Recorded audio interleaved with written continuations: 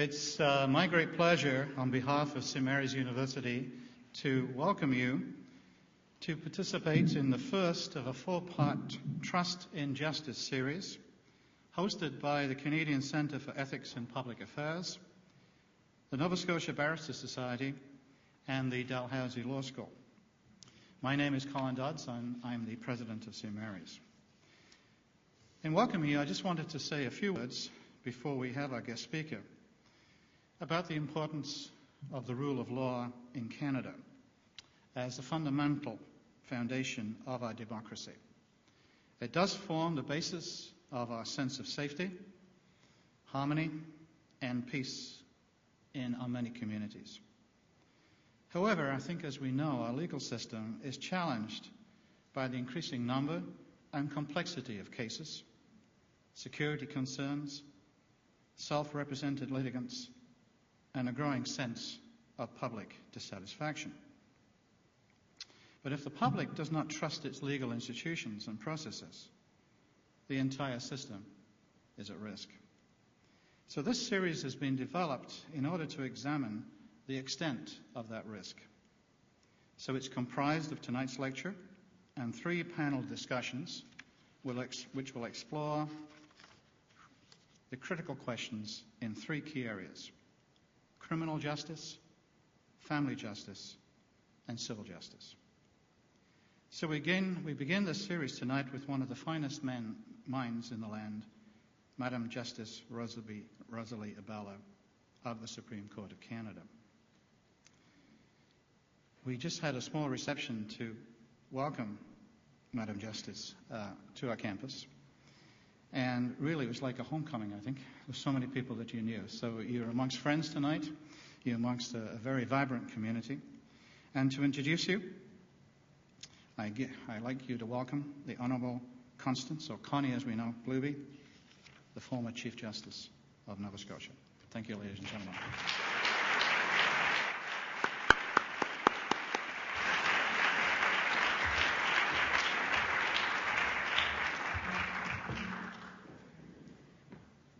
When you're asked to introduce a woman like the Honourable Rosalie Abella, you say, oh, that's easy. Her CV is absolutely incredible. She's done so much and been honoured by so many. However, to cover that document would probably take longer than her speech would be, so I'm not going to do that. And I'm sure that most of you know all of the things that she has done in any event, such as being made a family court judge at the age of 29, the youngest in Canada. At last count, I think she only had 22 honorary degrees, or am I out of sync now, Justice Abella? Because is there a university in Canada that's missing? Oh, St. Mary's. Oh! Well, you've got the right people here tonight. She's chaired or been on the board of more organizations than you can count on these two hands, and she created the phrase employment equity while serving as a sole Royal Commissioner on Equality and Employment back in 1983-84. She obviously loves teaching because, again, she's been a visiting fellow at many, many universities, not only in Canada, but in other countries as well. And she's taught and lectured and written on a multitude of subjects to a wide variety of audiences. Awards? Well, she has half a dozen and counting. Oh yes, she is a great, thoughtful, and hardworking judge. And believe me that serving on a court of appeal, which she did in Ontario, and now as a member of the Supreme Court of Canada, those are not walk-in-the-park positions.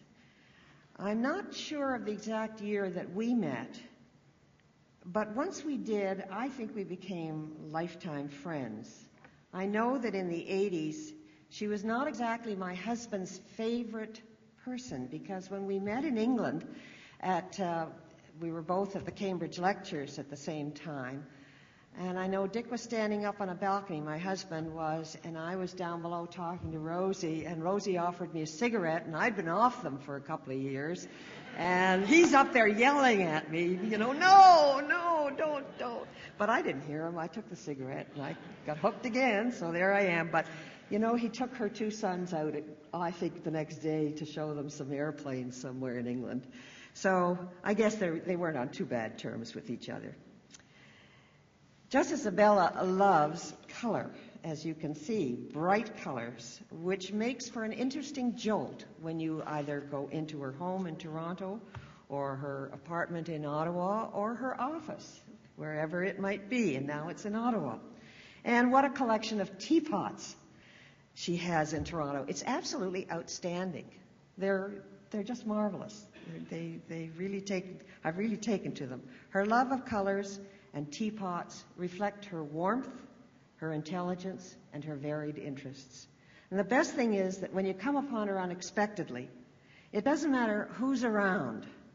She'll let out a bellow as she did one day when I came off an elevator, and she yelled, "Gloomy!" at the top of her lungs with a whole group of people around, doesn't matter, and give you a big smacking kiss, which, of course, she gave out a lot of those tonight because there are a lot of people here that she knows. Fun to be with and highly intelligent, you bet. And if you Google her name, it comes up to 50,800. Now, I'm not sure what that really means, because when you hit 735, it says they've eliminated some because of duplication. So, anyway, that's Madam Justice Rosalie Abella.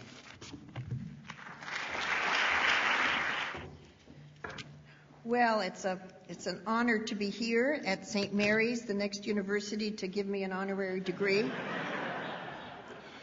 And as you've heard, this really is a kind of home for me. I always love coming here, not just because of people like the Goldblums, Doug Myers, the faculty at Dalhousie that I've become so attached to, the lawyers and the judges that I know here. There is a feeling that in Halifax, people really care. And I always feel when I come here that I'm in an environment of people with particular sensibilities who are not afraid to say what they think, show how they feel, and really care about the same things that I care about. And one of the things that I care about is the justice system. And you have, in this province, a cornucopia of stars. One of them introduced me. I was so excited to be at Connie Gluby's Order of Canada. And that's a very impressive event. I don't know if any of you has ever been there. But the most interesting and courageous and sophisticated and unsophisticated contributions are read out. And when they read out Connie Gluby's biography, First Woman Chief Justice, the things that she did that we now take for granted, she got the loudest applause in the room because people were so grateful for the role that she had played and the inspiration that she provided. So it's an honor to be able to kiss you in front of everybody, Connie. And of course, your predecessor, Lauren Clark, one of the great legal minds in Canada, cultured, sophisticated, warm, and a role model.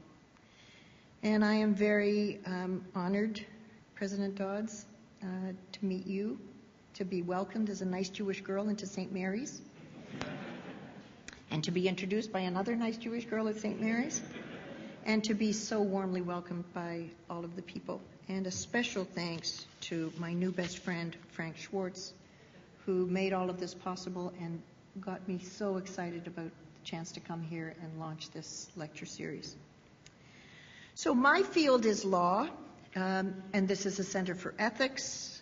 We come from different disciplines and discourses, but I think each of our disciplines shares the same goal, and that is justice, or more colloquially, fairness.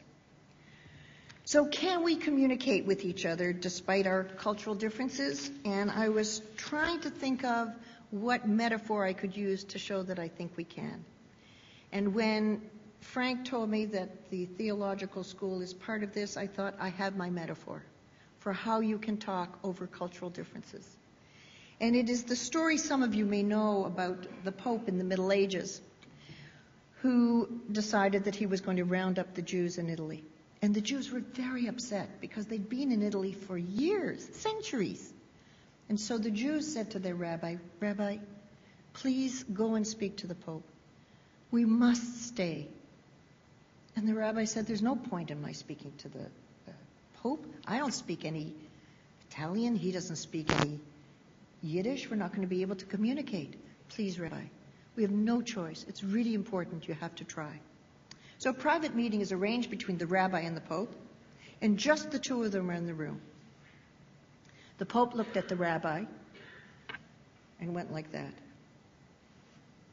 The rabbi went like that. The Pope held up a finger. The rabbi held up two fingers. The Pope took out an apple and bit it. The rabbi thought for a minute, took out a biscuit and bit it. Pope stood up, ushered in his minions, and said, the rabbi is a very wise man. We must let the Jews stay. The rabbi was told the Jews could stay. He was sent home. Excellency, what happened? Oh, the rabbi is such a wise man. I told him that God was the center of the universe. And he said of the earth too. And I told him there was one God. And he reminded me of the Son and the Holy Ghost. And then I took out an apple to remind him of original sin. And he took out a wafer to remind me of the body of Christ. A very wise man. Rabbi went home and the Jews said, what happened? He said, I don't know. He said, we're rounding up the Jews. I said, now? He said, you got 1 week. I said, give me 2. And then we had lunch.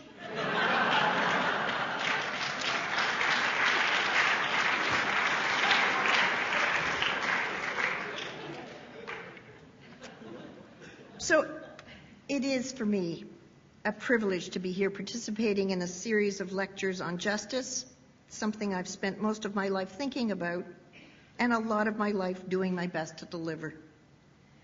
In a British comedy called The Chain, the foreman of a team of house movers who is taking evening classes in philosophy has a tendency to wax metaphysical while lugging around heavy pieces of furniture. On the way to his first job of the day, he tells his workmates what he's learned the night before at his classes. This particular day, it was cogito ergo sum. What Descartes is saying, he explains, is, I think, therefore I am. Am what? One of his co-workers asked. Just am. Can't be just am. You got to be an am something. So I thought my am something is that I am a justice romantic. And what I mean by that is that I believe that the perpetual pursuit of justice is not only a necessary vital ideal for our national and international health, it is also an achievable reality. And achievable how? Through the incremental elimination of injustice. And eliminating injustice, one injustice at a time, is how you build trust in justice. Now, though it's at the heart of how democracies define themselves, justice isn't easy to define. And because justice is about rights, it's a subject about which people tend to have strong views. It's like good art, something they may not be able to explain, but something they claim to know when they see it. Or, more likely, know when they don't see it and think that they should. A metaphor. In the play Art by Yasmina Reza, 3 close male friends have a relationship problem when one of them, Serge, spends $200,000 on a painting. The painting's white, with fine white diagonal lines. Serge's oldest friend, Mark, is astonished by the purchase. He sees nothing of merit in it, and he's offended by Serge's devotion to what seems to him to be a ridiculous purchase. The third friend, Ivan, doesn't understand the painting, but he doesn't mind it, thereby annoying Mark. The relationship between the 3 men unravels over the meaning and worth of the painting, and each of them stakes their pride to their point of view. They are simply unable to persuade each other of the value of their respective opinions. On the tensest evening in the course of this dispute, Ivan's solipsistic hysteria over his pending wedding distracts Serge and Mark from their animosity towards each other and unites them in laughter at Ivan's hyperbolic behavior. The tension is finally broken when Serge suddenly throws Mark a blue felt pen and invites him to draw on the painting. Mark cautiously approaches the painting and slowly draws a little skier with a woolly hat along one of the diagonal white lines. Yvonne is stunned. Serge and Mark survey the painting calmly and then decide to go out for dinner. Serge's act in permitting Mark to deface the painting proved to Mark that Serge considered their friendship to be more important than the painting. Together, they wash the skier off the painting, and then as the play ends, Mark stands in front of the white, blank canvas, willing to see its significance differently. And here are his closing words as he stares at this blank canvas. Under the white clouds, the snow is falling. You can't see the white clouds or the snow, or the cold, or the white glow of the earth. A solitary man glides downhill on his skis. The snow is falling. It falls until the man disappears back into the landscape. My friend Serge, who's one of my oldest friends, has bought a painting. It's a canvas about 5 feet by 4. It represents a man who moves across a space and disappears. That white canvas is justice. Different people see different things in it and approach it in different ways. But it hangs proudly in our democratic gallery, attracting the public's interest, opinion, and criticism. So my limited goal tonight is to present 2 justice canvases for your consideration. One, a picture of justice in North America, and the other, a picture of global justice. Because they're just pictures, you're free to draw your own interpretive conclusions from my impressionism. But I hope in the end you'll see at least something of value in what I've drawn for you. My overriding theme is that societies, like judges, have choices to make about rights and justice. And the decisions we make about those choices are decisions by which we're ultimately going to be defined and, more importantly, judged, whether as individuals, societies, or nations. That argues, in my view, for an overall approach to justice that focuses not only on the context of the moment, but on the judgment of time. In other words, it is history that will decide how just we've been. This theme was reinforced for me in a play called Copenhagen, which traveled around Canada in a production by the National Arts Centre a few years ago. It was written by Michael Frayn, and it's a brilliant demonstration, once again, of how culture can be justice's Boswell. In Copenhagen, justice plays out through a fictionalized account of what happened at a real meeting in Copenhagen in September 1941 between 2 Nobel laureates, Niels Bohr and his former student, the German physicist Werner Heisenberg. The meeting took place in Bohr's home. Together, the 2 men had revolutionized atomic physics in the 1920s with their work on quantum mechanics and the uncertainty principle. The play was a sophisticated intellectual exposition on the justice of developing nuclear weapons and whether there was a moral distinction between developing them for the Allies and developing them for Hitler. And it was so sophisticated that the first time I saw it in New York, I said to my husband, "Couldn't you get tickets for My Fair Lady?" The justice question at the heart of the play is what Heisenberg's duty was as a loyal German and as a scientist in charge of its nuclear program. Was he obliged to help protect Germany by developing the atom bomb? Or was he obliged to protect the world from Germany by sabotaging its production? The atom bomb was, as you know, never developed in Germany, and the play leaves unclear whether this was due to Heisenberg's deliberate derailment of the German atomic project or as a result of just getting the calculations wrong. The genius of the play is the way it plays on the tensions between the mentor, Niels Bohr, half Jewish and living self-consciously and proudly in occupied Denmark, developing nuclear expertise for the Allies, and the acolyte, Werner Heisenberg, working conscientiously and proudly for the occupier and the honor of German science. Both scientists blame themselves and each other for perceived breaches of their moral responsibilities as scientists. Bohr for coming to America, where he worked at Los Alamos and played what he called his small but helpful part in the deaths of 100,000 people at Hiroshima and Nagasaki. and Heisenberg for working for a crazed dictator. I found the most interesting speech in the play to be Heisenberg's explanation for his ambivalence, when he says, "We have one set of obligations to the world in general, and we have other sets never to be reconciled to our fellow countrymen, to our neighbors, to our friends, to our family, to our children.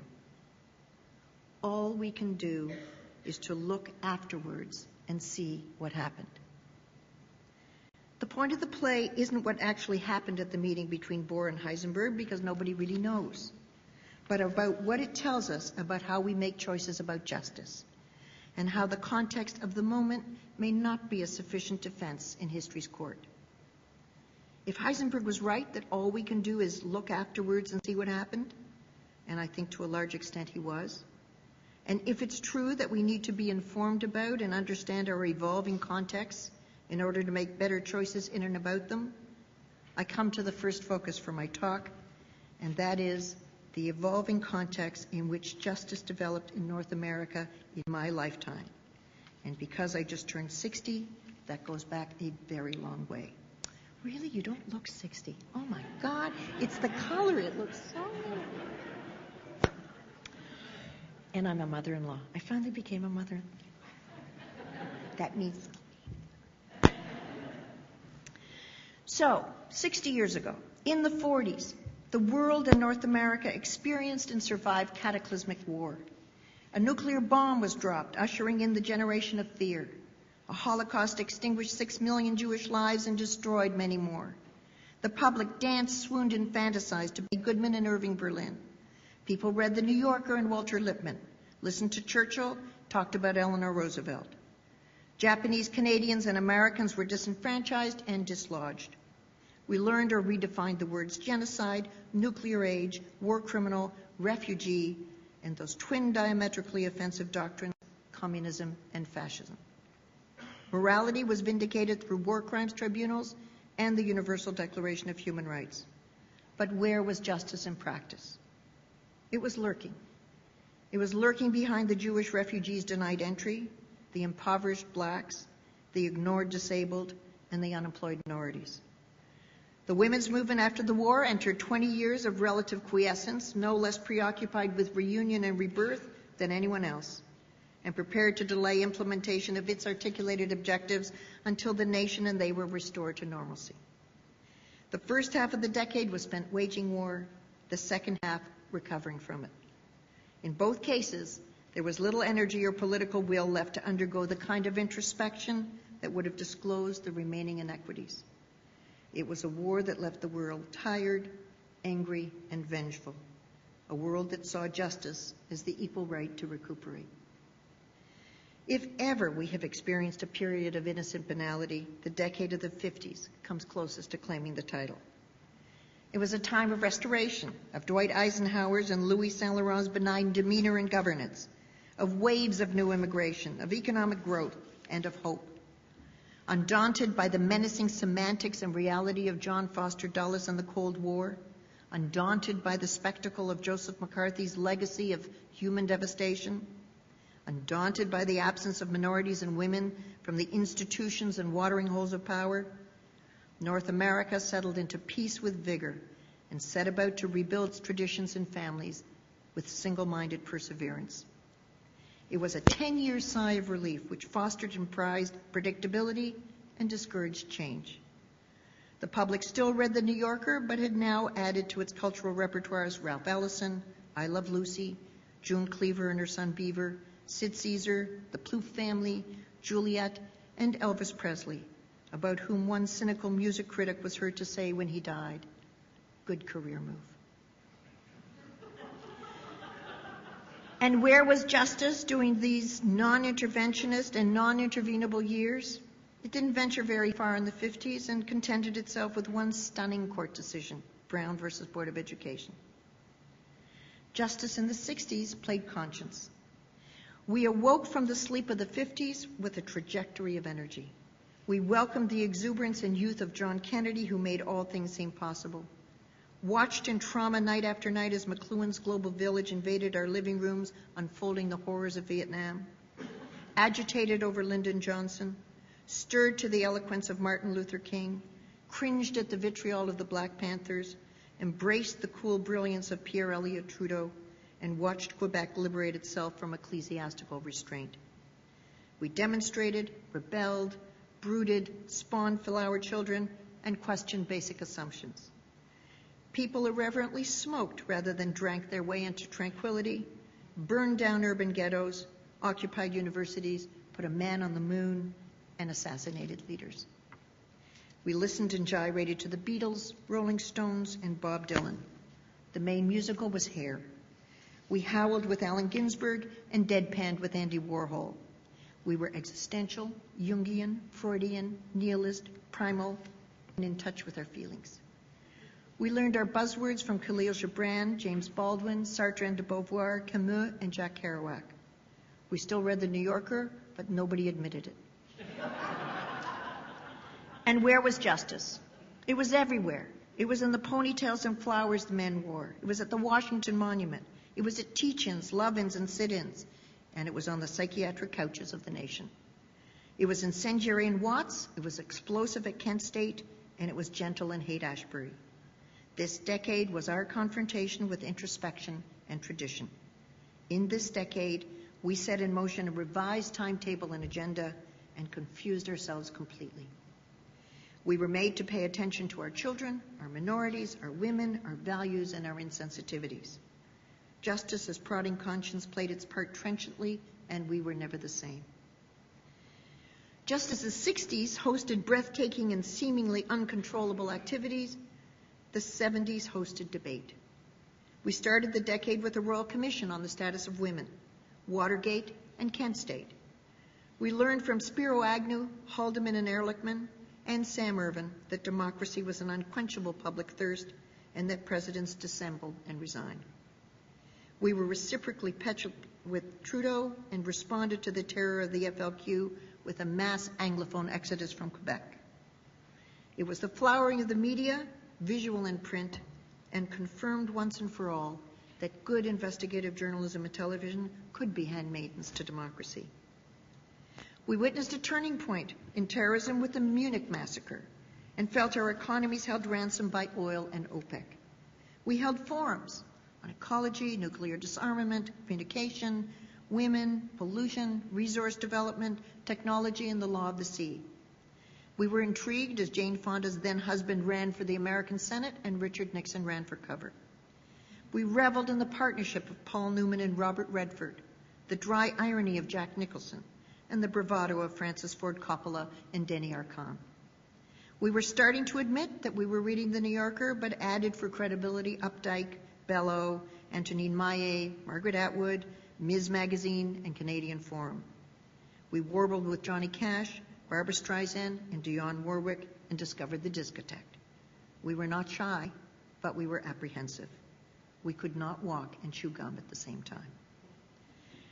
As for justice, it was no longer a 20th century adolescent. It matured into young adulthood, cleaning up the environment, reforming the law of the family, renewing the women's movement, galvanizing Aboriginal people and persons with disabilities, admitting droves of women into law and medical schools, and acknowledging sexual orientation and harassment. It was the era of equal opportunity and tokenism.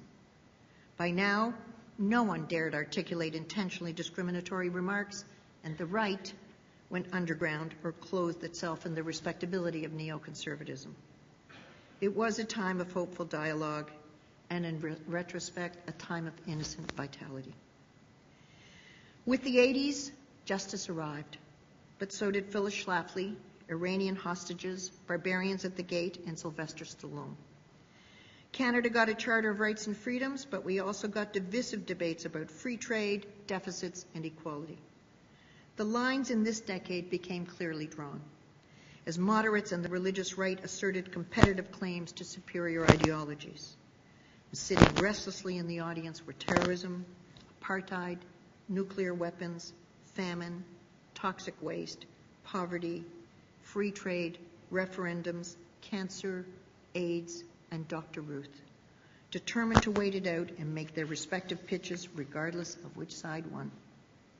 We colored our hair purple, did diets and aerobics, marveled at Dolly Parton and Michael Jackson, loved E.T., hated the yuppies we became, and wondered about Madonna. And we still read The New Yorker. By the end of the 80s, we had swept into the aggressive fold those minorities for whom other decades lacked energy or time. And they joined issue with other justice seekers to fuel the machinery that could guarantee the permanence of a justice vision.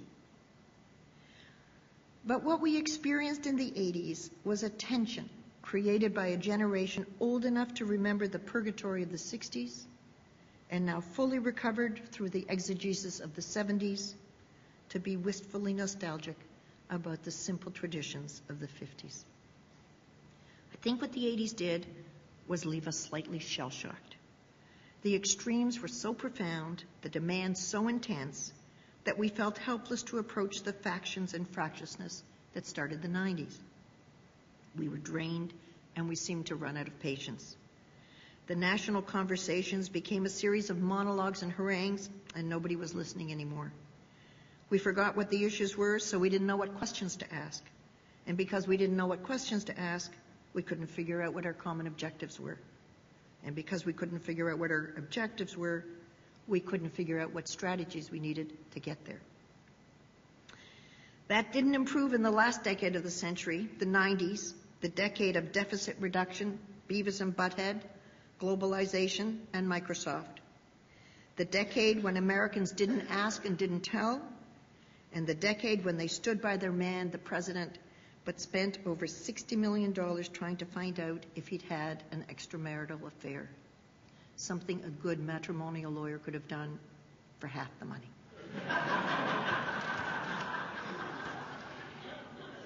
As the new century dawned, we appeared to take at face value Yogi Berra's suggestion that when you come to a fork in the road, take it. The crash of 4 planes changed everything. We realized to our horror that while we were riveted on hanging chads and butterfly ballots, terrorists were next door learning how to fly commercial airplanes into buildings. In less than 2 hours on the morning of September the 11th, 2001, we went from being a Western world luxuriating in conceptual moral conflicts about justice to being a Western world terrorized into grappling with fatal ones. I think what irrevocably shocked us about the horror of September the 11th was how massively it violated our assumptions that our expectations about the rule of law and justice were universally shared, at least to the extent that they would be respected in North America. Whether these expectations were reasonable isn't the issue. They were genuine. We felt safe. We no longer do. Which brings me to the second part of my talk, the international justice scene. A topic I find myself personally and professionally compelled to consider because this March, will be the 60th anniversary of the trial of the Nazi regime's judges at Nuremberg.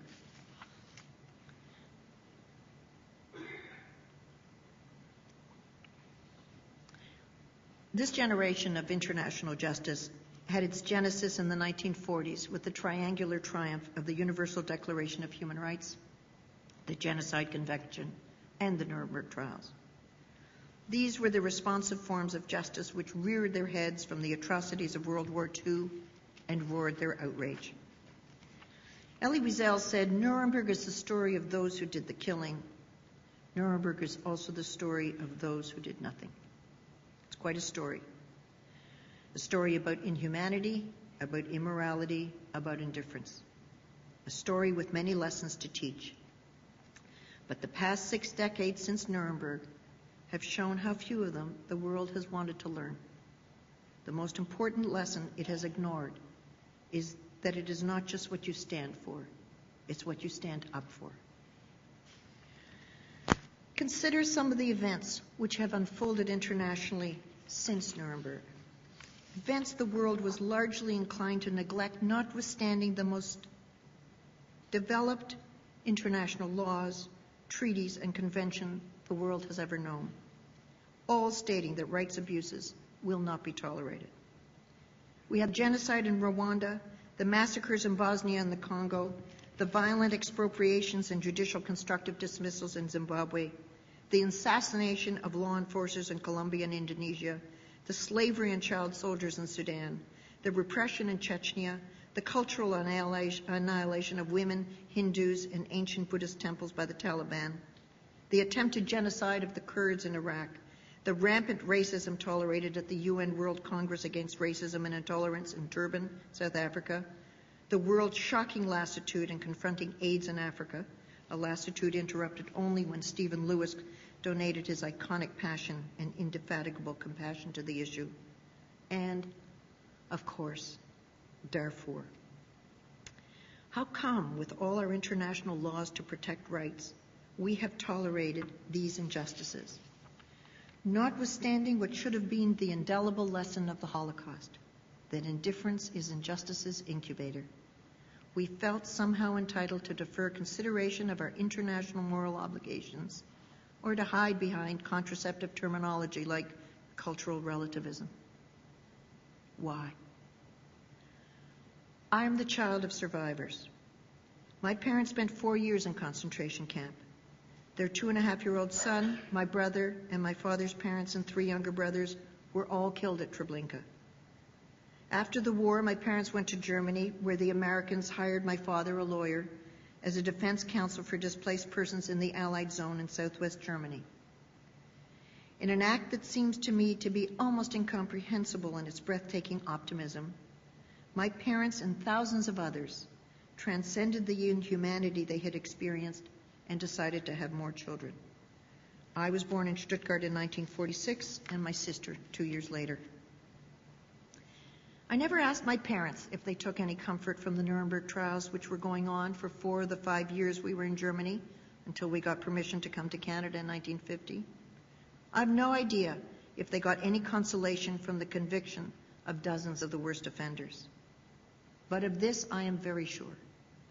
They would have preferred by far that the sense of outrage that inspired the Allies to establish the military tribunal of Nuremberg had been aroused many years earlier, before the events that led to the Nuremberg Tribunal ever took place.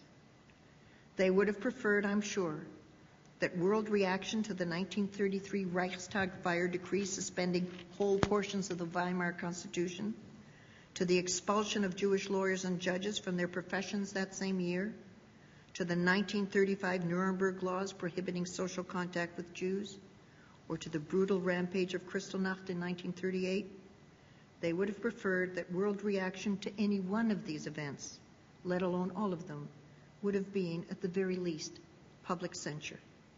But there was no such world reaction. By the time World War II started on September the 3rd, 1939, the day my parents got married, it was too late. Millions of lives were lost because no one was sufficiently offended by the systematic destruction of every conceivable right for Jews in Germany that they felt the need for any form of response. And so the vitriolic language and the venal rights abuses, unrestrained by anyone's conscience anywhere, in or out of Germany, turned into the ultimate rights abuse, genocide. I don't for one moment want to suggest that the Nuremberg trials were not important. They were a crucial and heroic attempt to hold the unimaginably guilty to judicial account and showed the world the banality of evil and the evil of indifference. At Nuremberg, victims bore public witness to horror, and history thereby committed to memory the unspeakable indignities so cruelly imposed. And there's no doubt that some justice did in fact emerge in the aftermath of Nuremberg, and there are many connective dots of history leading to the present of which we can be proud. We've made remarkable progress and are immeasurably ahead of where we were 50 years ago in many, many ways. But we still haven't learned the most important justice lesson of all, to try to prevent the injustice in the first place. We have not finished connecting history's dots.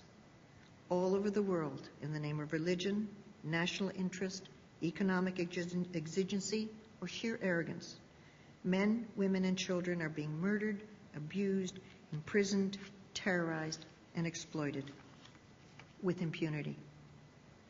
60 years after the Nuremberg trials, we still have not developed an international moral culture that will not tolerate intolerance.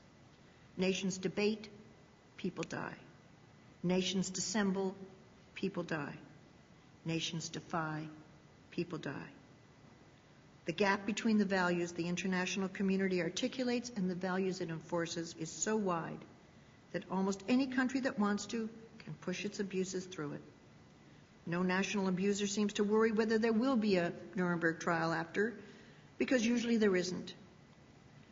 A couple of years ago, we had the 50th anniversary of Brown versus Board of Education, the milestone 6-page American Supreme Court unanimous decision that ended school segregation. When the decision was released, President Eisenhower was furious. He told a speechwriter at the time, "I am convinced that the Supreme Court decision set back progress in the South at least 15 years. Feelings are deep on this, especially where children are involved. We can't demand perfection in these moral things." In context, Eisenhower wasn't wrong to worry about the ensuing public controversy and criticism. Over 50 years later, the decision is still an open sore. But how has time judged the judgment? The answer may well be in these poignant words in a New York Times article about the 50th anniversary from a 14-year-old African-American boy who said, "In Arkansas, when I was little, my dad would ask for directions, and they would just look at him like he was crazy. I said, 'Maybe they didn't hear you.' I didn't really understand, but now I do. It still goes on through your whole life." That is how injustice sounds, and that is how injustice feels. Is there a more majestic goal for justice than this? A world where all children can wear their identities freely, with pride, and in peace. There is no justice without rights, and no hope without justice. And it is with hope that I want to conclude this justice lecture. My very first contact with Canada was Halifax.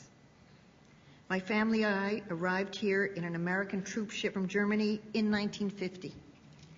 We landed at Pier 21, which Ruth Goldblum so tenaciously and magnificently restored 7 years ago. Every immigrant who landed at Pier 21 had two stories: the story they came from and the story they started when they landed in Canada. The ships that brought them here carried memories that clung to their souls. A multitude of identities and aspirations and dreams and nightmares landed here with the immigrants who unloaded their past and their fears, tied them with relief into the lightest package possible to avoid being weighed down by emotional baggage on their journey into the future, and set out to do their best to vindicate Canada's decision to grant them entry. Canada is the place thousands of us liberated our hopes from our injustices. Those of us who were permitted to come to Canada were given a precious gift: the possibility of endless possibilities and the freedom to pursue them in safety, security, and justice. And that is why every immigrant who started at Pier 21 cherishes this country, its people, and its justice. None more than me. This is my first visit to Halifax since my appointment to the Supreme Court of Canada. You can imagine how emotional it is for me to be back under these circumstances. You cannot start your journey at Pier 21 and end it at the Supreme Court of Canada and not be in awe of this country's capacity for generosity. I am so proud to have started my justice journey here in Halifax, and so honored to be able to launch your justice series tonight. Thank you.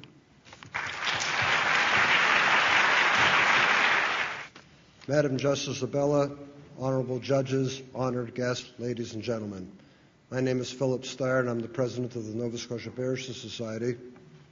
On behalf of the Nova Scotia Barrister Society, the Dalhousie Law School, and the Canadian Centre for Ethics and Public Affairs, the three partners in this Trust and Justice series, I would like to thank Madam Justice Abella for the unique and enlightening opportunity to hear her voice on the importance of justice in our world today. We are all very fortunate that you've seen the benefit of furthering the discussion of the role ethics plays in the judicial process And thank you for such a spirited kickoff to our Trust and Justice series. With this series, we hope to underscore the major issues of trust and how justice is meted out on many levels, and you've given us a very inspirational beginning. We would also like to extend our thanks to the Atlantic School of Theology and St. Mary's University for the ongoing support of the endeavors of the Canadian Centre for Ethics and Public Affairs, and to St. Mary's President, Dr. Colin Dodds, for the generous use of facilities here at the University this evening. We hope you will join us for upcoming Trust and Justice panel discussions, which are scheduled for February, March, and April of this year. Through these discussions, we will explore the role of ethics in criminal justice, family law, and civil justice. The next Trust and Justice series takes place February 8th at the Dalhousie Law School. Once again, I would like to thank Justice Abella for attending here this evening in order to enthusiastically kick off this most worthwhile initiative. Justice Abella, as a token of our appreciation, I'd like to give you this gift, but before doing so, I must tell our honored guests here this evening that I had a brief chat with Justice Abella at the reception earlier, and I was going to go up to her and ask her to open this gift, and as I walked up towards her, she started grabbing at the bag and saying, "Is that for me? Is that for me?" And she told me that she's had a proclivity for the enjoyment of opening gifts ever since she's 5 years old, and she has not lost that, and that was quite apparent there tonight. Justice Abella, actually what this is, and I'd like you to open it for the guests, especially in light of the fact that Chief Justice Gluby told us that you very much like colors, and I think you'll very much enjoy this.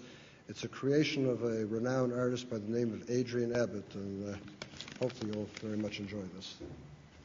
Thank you.